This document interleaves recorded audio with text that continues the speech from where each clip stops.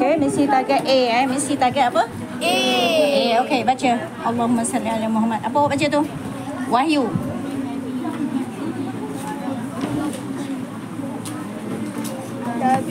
Hijrah ke Habsyah. Bila dia berhijrah? Bila, ha? Hijrah pertama Nabi ke Habsyah kan?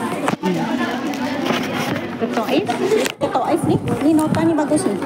Isra Mi'raj bila? 27 Rajab. Okey.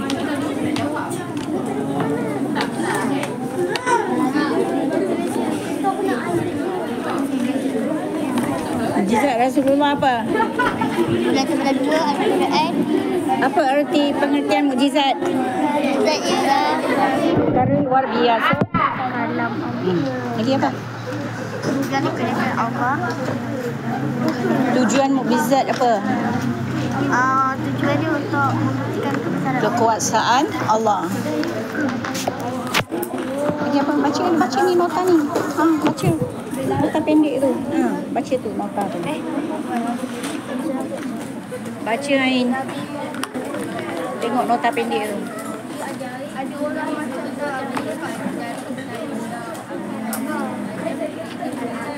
Tengok nota.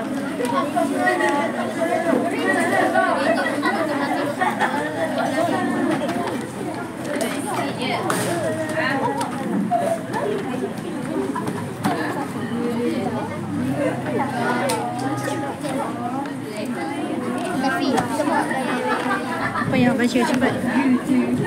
Anak lelaki Nabi Muhammad, siapa nama dia?